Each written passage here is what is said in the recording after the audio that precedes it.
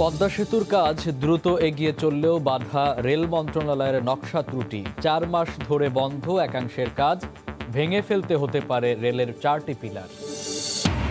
3 কোটি করোনার ভ্যাকসিন বিনামূল্যে পাবে দেশের মানুষ। মাস্ক না পরলে এবার খাটতে হতে পারে জেল, জানালেন মন্ত্রিপরিষদ সচিব। ভাসানচর মানুষের বসবাসের সম্পূর্ণ উপযোগী, ঘুরে দেখে সম্মতি আন্তর্জাতিক সংস্থার প্রতিনিধিদের। শিগগিরই 1 লাখ রোহিঙ্গাকে স্থানান্তর। এবং শুরু হলো বিজয়ের মাস ডিসেম্বর। প্রথম প্রহরে শিখা, চিরন্তন ও বঙ্গবন্ধুর প্রতিকৃতিতে মোমবাতি প্রজ্বলন। এ মাসেই বাঙালি পায় গৌরবের কাঙ্ক্ষিত মুক্তির স্বাদ।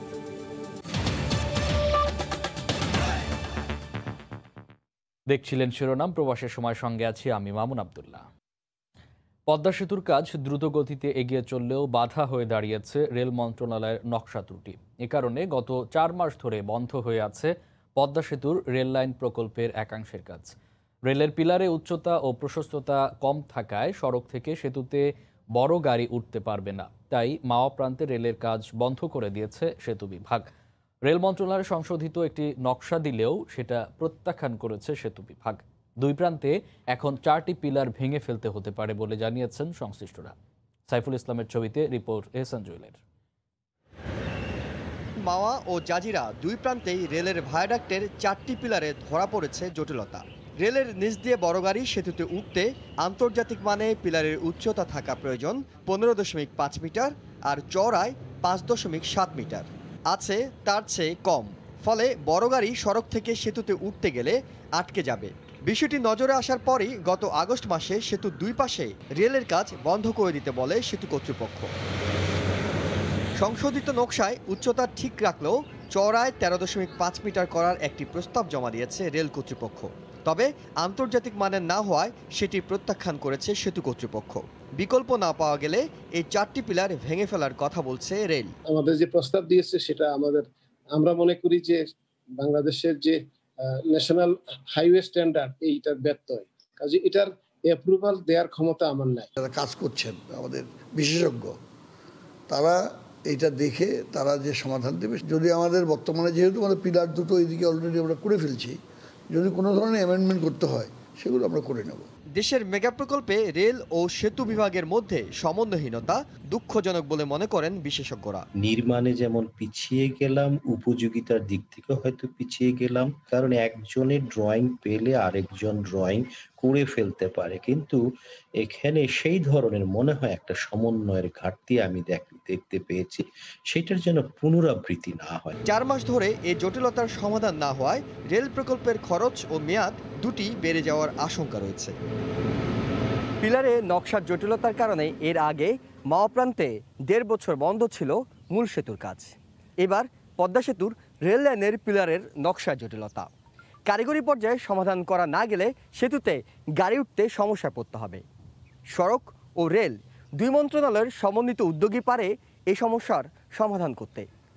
এহসান জুয়েল, সময় সংবাদ, মাওয়া, মুন্সিগঞ্জ। করোনা প্রসঙ্গ, হাসপাতালগুলোতে প্রতিদিনই বাড়ছে করোনা আক্রান্তের সংখ্যা। বাইরের অসচেতনতার কারণে ভয়াবহ হচ্ছে হাসপাতালের করোনা পরিস্থিতি। জ্বর, ঠান্ডাজনিত রোগের চাপে হিমশিম অবস্থা বহির্বিভাগেও। পরিস্থিতি মোকাবেলায় সচেতনতা বাড়ানো এবং হাসপাতাল ব্যবস্থাপনায় আরও তৎপর হওয়ার কথা বলছে স্বাস্থ্য অধিদপ্তর। রাশেদ লিমনের রিপোর্ট। ঢাকা মেডিকেলের ঠিক এই ভবনটাই কিন্তু করোনা ইউনিট, অথচ এখানে বাইরের আশেপাশে এমনকি যারা হাসপাতালের ভেতর থেকে বের হচ্ছে তারাও কিন্তু মাস্ক ব্যবহারে উদাসীন। আমি যদি একটু জানতে চাই, আপনার মুখের মাস্কটা কই, হাতে কেন মাস্ক? সরি।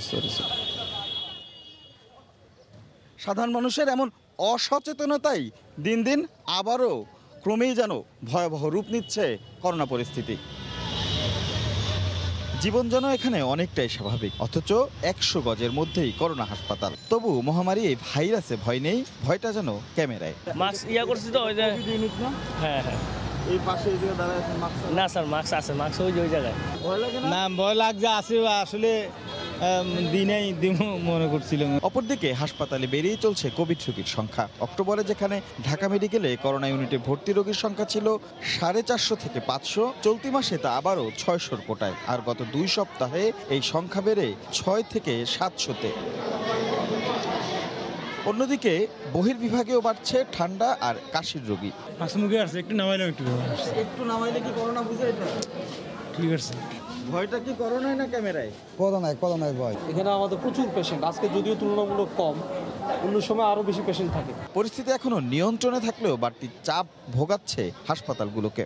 রোগী অথবা রোগীর সাথে লোক মাস্ক ছাড়া দেখলে আমরা তাকে মাস্ক পরার জন্য সবসময় বলে থাকি এবং করেও নাই। এদিকে স্বাস্থ্য অধিদপ্তর বলছে সবকিছু বিবেচনায় নতুন পদক্ষেপ নেওয়া হচ্ছে। দ্বিতীয় ঢেউকে সামনে রেখে আমরা স্বাস্থ্য অধিদপ্তর প্রস্তুতি গ্রহণ করেছি।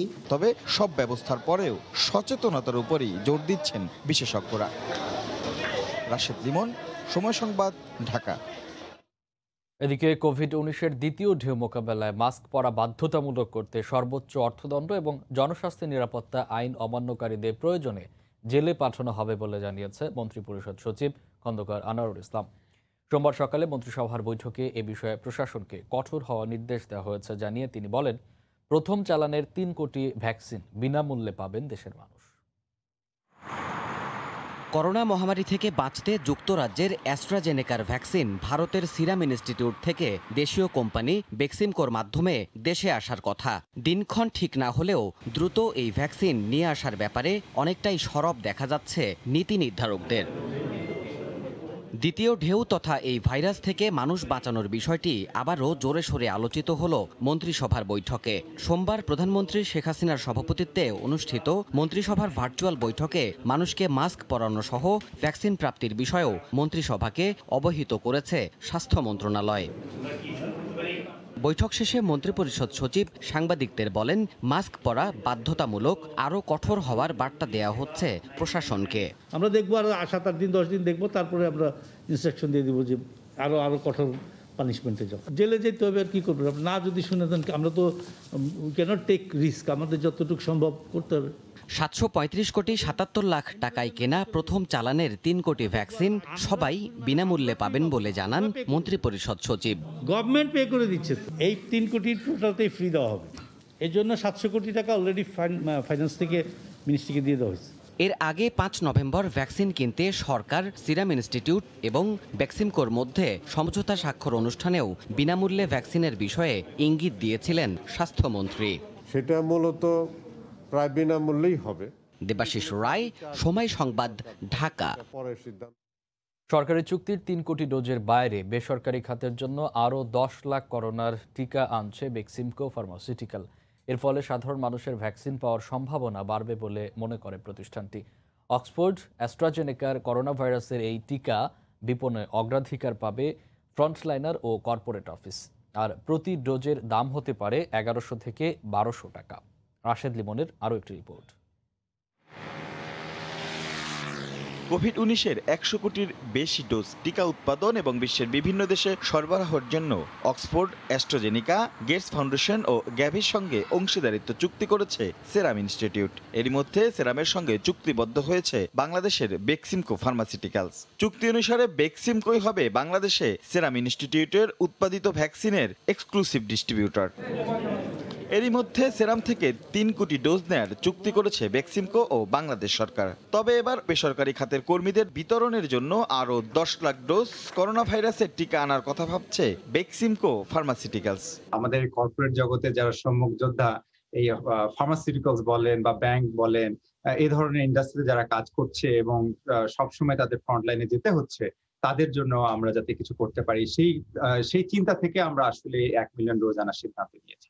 তিনি জানান, ভারতের এই টিকার 3য় ধাপে ট্রায়াল হচ্ছে, যা জানুয়ারি নাগাদ অনুমোদন পেতে পারে। তবে বিশ্ব স্বাস্থ্য সংস্থার অনুমোদন পেলে বেক্সিমকো ওষুধ প্রশাসন অধিদপ্তরের কাছে টিকা আমদানির আবেদন করবে। প্রতি ডোজ টিকার জন্য ভারতের সেরাম ইনস্টিটিউটকে বেক্সিমকো ফার্মা দেবে $8। এর সঙ্গে আমদানি ব্যয় ও অন্যান্য খরচ মিলে প্রতি ডোজ টিকার দাম 1100 থেকে 1200 টাকা হতে পারে বলে জানিয়েছেন বেক্সিমকোর এই কর্মকর্তা। একটা ফর্মুলা আছে ড্রাগ অ্যাডমিনিস্ট্রেশনের, সেই ফর্মুলা অনুযায়ী আমাদের ধারণা যে ড্রাগ অ্যাডমিনিস্ট্রেশনের থেকে আমরা 1100 থেকে 1200 টাকার মধ্যে একটা প্রাইস পাবো। তবে সরকারি নির্দেশনা মেনেই ভ্যাকসিন প্রয়োগের প্রক্রিয়া ঠিক করা হবে বলে জানান তিনি। রাশেদ লিমন, সময় সংবাদ, ঢাকা।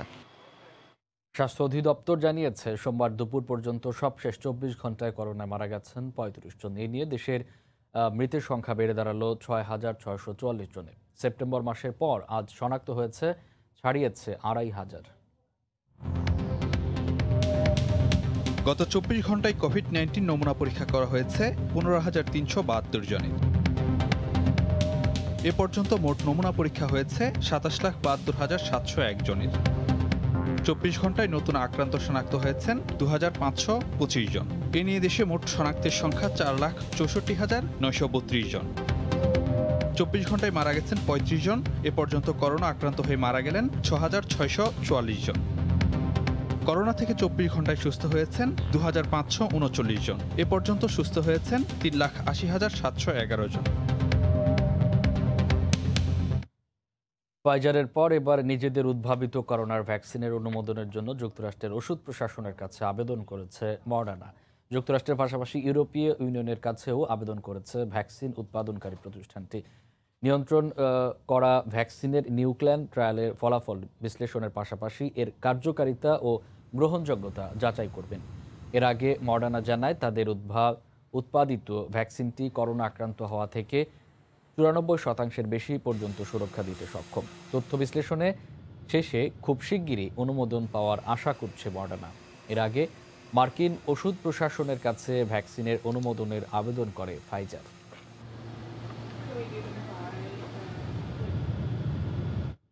এদিকে যুক্তরাষ্ট্রের থ্যাঙ্কস গিভিং ডে এর পর আবারও ব্যাপক হারে করোনা সংক্রমণের ঝুঁকি বেড়েছে। সামনে বড়দিনের উৎসব থাকায় পরিস্থিতি আরও জটিল হওয়ার আশঙ্কা করা হচ্ছে।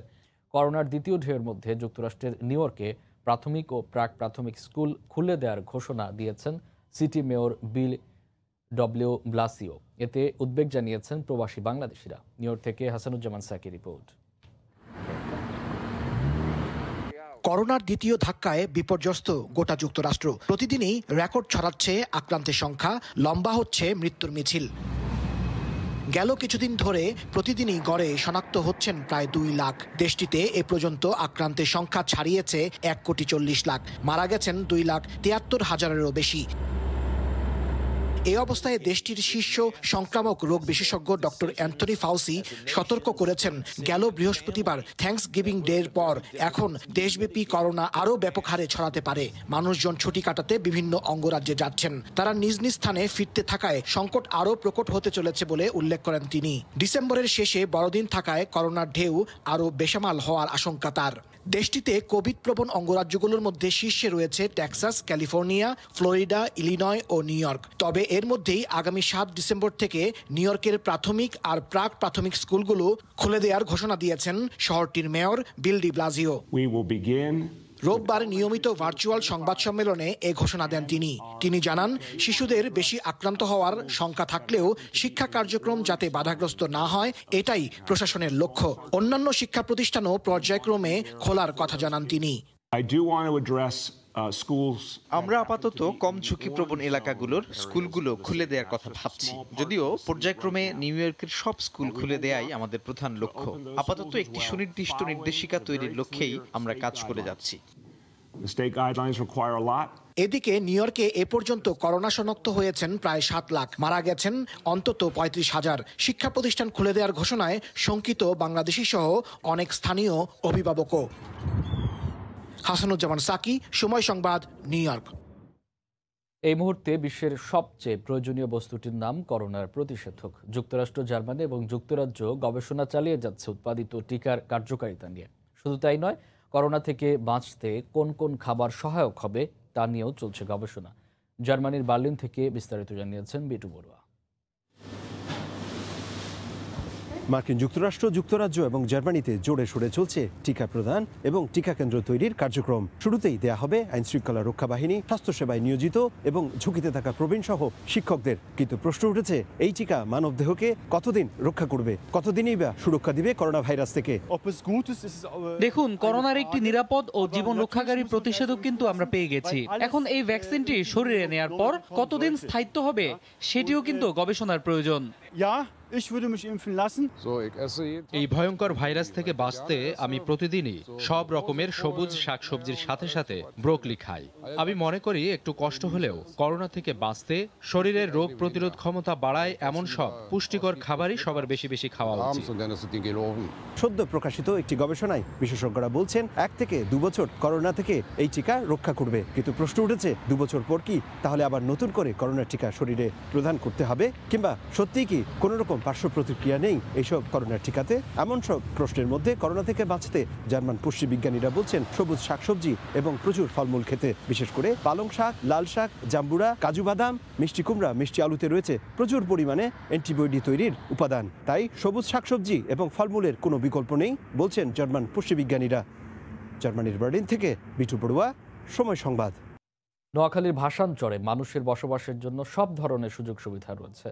আন্তর্জাতিক ও দেশীয় বিভিন্ন সংস্থার সদস্যরা এতদিন রোহিঙ্গাদের ভাষাঞ্চরে স্থানান্তরের আপত্তি জানালেও সোমবার সরজমিনে পরিদর্শনের পর মনোভাব বদলেছেন। প্রাকৃতিক দুর্যোগ মোকাবেলায় পর্যাপ্ত ব্যবস্থাতেও তারা সন্তুষ্ট। কক্সবাজারের বিভিন্ন ক্যাম্প থেকে 1 লাখ রোহিঙ্গাকে স্থানান্তর করা হবে এখানে। নুরজামাল আতিকের ক্যামেরায় শফিকুল আলমের রিপোর্ট। বঙ্গোপসাগরের বুকে 13,000 একর জমির উপর একখণ্ড সবুজ দ্বীপ ভাষাঞ্চর, যেখানে মিয়ানমার থেকে পালিয়ে আসা কক্সবাজারে আশ্রয় নেওয়া 1 লাখ রোহিঙ্গাকে সরিয়ে নেওয়ার ব্যবস্থা করছে সরকার। তবে প্রাকৃতিক দুর্যোগ, উন্নত যোগাযোগ ব্যবস্থা ও নিরাপত্তা সহ নানা অজুহাতে দীর্ঘদিন ধরে রোহিঙ্গাদের স্থানান্তরে আপত্তি জানিয়ে আসছে নানা সংস্থা। এমন বাস্তবতায় সোমবার সরজমিনে ভাষাঞ্চলে পরিদর্শনে আসেন 22টি দেশীয় ও আন্তর্জাতিক সংস্থার সদস্যরা। দীর্ঘ 2 ঘন্টা নানা অবকাঠামো ঘুরে তারা জানান ভাষাঞ্চর মানুষের বাসযোগ্য। কোনো কিছুর কমতি নেই। আমি দেখেছি তাদের জন্য কমিউনিটি ক্লিনিক থেকে শুরু করে তাদের শিক্ষা দীক্ষা এবং তাদের থাকার যে একটা সুন্দর পরিবেশ, এটা রোহিঙ্গা ক্যাম্প এবং ভাষাঞ্চর, এটা হিউজ ডিফারেন্ট। ঝড় ও জলোচ্ছ্বাস মোকাবেলায় ভাষাঞ্চলে রয়েছে 1000 মানুষের ধারণ ক্ষমতার 120টি সাইক্লোন শেল্টার। চারপাশে 9 ফুট উঁচু 13 কিলোমিটার শক্তিশালী বাঁধ ও ম্যানগ্রোভ তৈরি করা হয়েছে। পণ্য পরিবহন ও মানুষ পারাপারের জন্য গড়ে তোলা হয়েছে 4টি জেটি। আছে উন্নত যোগাযোগ ব্যবস্থা। এতে সন্তুষ্ট সংস্থাগুলোর প্রতিনিধিরা। এখানে বেশ সিকিউর আর কি, আমার কাছে যেটা মনে হলো। আসা উচিত তাদের, এখানে তারা আরো অনেক বেটার লাইফ লিড করতে পারবে। 3,500 কোটি টাকা ব্যয়ে নৌবাহিনীর তত্ত্বাবধানে নির্মিত হয়েছে এই মেঘা প্রকল্প, যেখানে 120টি ক্লাস্টার গ্রামে রাখা হবে 1 লাখ রোহিঙ্গাকে। প্রাকৃতিক দুর্যোগ ও রোহিঙ্গাদের নিরাপত্তা সহ নানা অজুহাতে দীর্ঘদিন ধরে আপত্তি জানিয়ে আসছে আন্তর্জাতিক সংস্থাগুলো। আজ সরজমিনে পরিদর্শনে এসে কিছুটা নমনীয় হয়েছে সুর।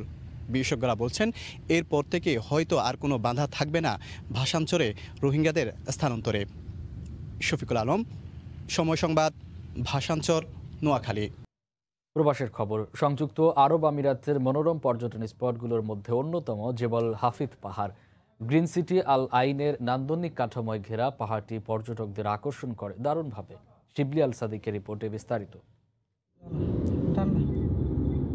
পাহাড়ের বুক ছিঁড়ে এগিয়েছে পথ। সংযুক্ত আরব আমিরাতের জেবল হাফিদ পাহাড় দেখতে তাই সারা বছর ভিড় করেন পর্যটকরা।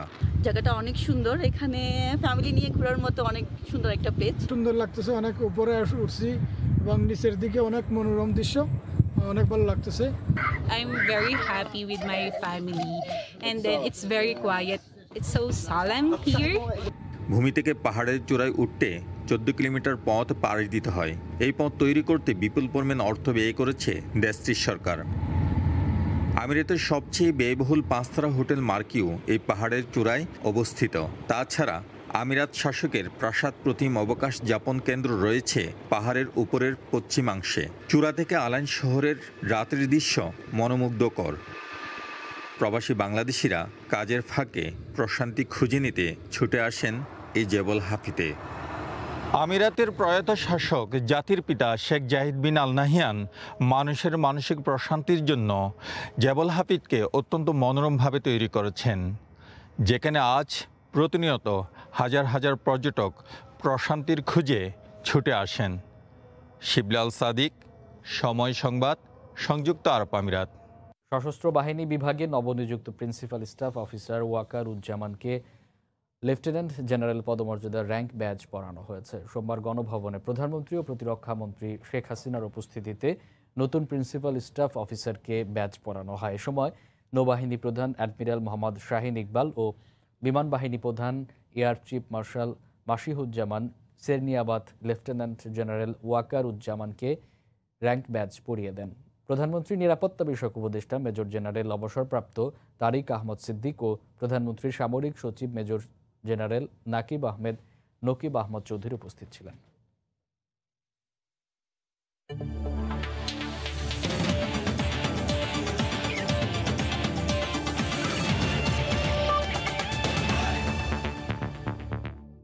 প্রস্তুতি ম্যাচ দুটোর একটিতেও জেতা হয়নি। তারপরও কাতারের বিপক্ষে বিশ্বকাপের প্রাক বাছাই পর্বে ভালো করার প্রত্যাশা বাংলাদেশ জাতীয় ফুটবল দলের গোলরক্ষক কোচ লেস ক্লিভেলির।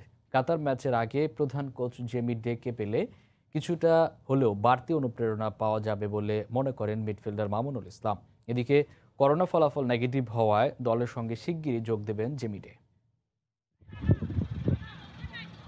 কাতারের বিপক্ষে বিশ্বকাপ বাছাই পর্বে ম্যাচের আগে প্রস্তুতি ম্যাচে অন্তত একটি জয় আত্মবিশ্বাস বাড়াতে পারত জামাল ভুঁইয়াদের, কিন্তু আফসোস কাতারের দুই ক্লাবের একটি বিপক্ষেও জয়ের দেখা মেলেনি বাংলাদেশের। তাই তো মূল ম্যাচের আগে বাড়তি অনুশীলনে ব্যস্ত জেমিডের দল। করোনার কারণে বেশ কিছুদিন মাঠে অনুশীলন করা হয়নি বাংলাদেশের। হাতে গোনা কয়েকদিন অনুশীলন করে নেপালের বিপক্ষে ঘরের মাটিতে জয় আর ড্রয়ে আত্মবিশ্বাস যা একটু ফিরে এসেছিল তাও এখন নেই। তার উপর প্রধান কোচ জেমিডের করোনা পজিটিভ হওয়ায় এতদিন তাকে পায়নি দল। তাই তার অভাব কিছুটা হলেও টের পেয়েছেন মামুনুলরা। তবে বাংলাদেশের জন্য সুখবর হচ্ছে সোমবার জেমির করোনা টেস্ট ফলাফল নেগেটিভ আসায় দ্রুতই যোগ দেবেন দলের সঙ্গে। একটা টিমের হেড কোচ থাকলে জেমি যে মোরালি আমাদেরকে ঘেরাপ করে রাখে, এটা একটা গুড সাইড আমাদের জন্য। কারণ আমরা আসলে কোচ স্টুয়ার্ট বলেন, আপনি আমাদের ট্রেনার সবাই গুড, সবাই ভালো আমাদের coach, but head coach means হলো জেমি মানে একটা বাড়তি অনুপ্রেরণা। জিম সেশন, একক অনুশীলন ও দলীয় অনুশীলন, কঠোর অধ্যাবসায়ের মাধ্যমে ধীরে ধীরে নিজেদের প্রস্তুত করছে বাংলাদেশ। কোচরাও সন্তুষ্ট দলের বর্তমান ফর্ম নিয়ে। তাই তো গোলরক্ষক কোচ লেস ক্লিভেলি মনে করেন কাতারের বিপক্ষে ম্যাচে ভালো কিছু করা অসম্ভব কিছু নয়। বাংলাদেশ দল দিন দিন তাদের হারানো ফর্ম ফিরে পাওয়ার চেষ্টা করছে। জিম সেশনের পর প্রতিটি ফুটবলারকে আলাদা অনুশীলন করানো হচ্ছে, সেখানে ভুল ত্রুটিগুলো শুধরে নেওয়ার চেষ্টা করছে তারা। আশা করছি কাতারের বিপক্ষে ম্যাচে ভালো কিছুই হবে। 4 ডিসেম্বর কাতারের বিপক্ষে বিশ্বকাপ বাছাই পর্বের ম্যাচে মুখোমুখি হবে লাল সবুজের প্রতিনিধিরা। ফারজানা মুমু, সময় সংবাদ। 2022 সালের 21 নভেম্বর বিশ্বকাপ ফুটবলের পর্দা উঠবে কাতারের বৃহত্তম শহর আল খোরের আল বায়াদ স্টেডিয়ামে। বিশ্বকাপের আরও 2 বছর বাকি থাকলেও এখন থেকে ব্যাপক উৎসাহ উদ্দীপনা বিরাজ করছে আল খোরে বসবাসরত বাংলাদেশি কমিউনিটিতে। কাতার প্রতিনিধি আনোয়ার হোসেন মামুনের পাঠানো তথ্য ও ছবি নিয়ে রিপোর্ট। মধ্যপ্রাচ্যের প্রথম বিশ্বকাপ, আরব বিশ্বে ফুটবলের এই মহাযজ্ঞের জন্য তৈরি হচ্ছে আধুনিক সুযোগ সুবিধার সব স্টেডিয়াম। নানা সমালোচনা পেছনে ফেলে আপন গতিতে এগিয়ে যাচ্ছে কাতার। বড় হচ্ছে স্বপ্ন, বাস্তবায়নে চলছে কঠোর পরিশ্রম। বিশ্বকাপের ভেন্যুগুলোর মধ্যে অন্যতম কাতারের দ্বিতীয় সিটি আল খোর আল বায়াদ স্টেডিয়াম। 2022 সালের 21 নভেম্বর এখানেই পর্দা উঠবে ফুটবল বিশ্বকাপের 22তম আসরের।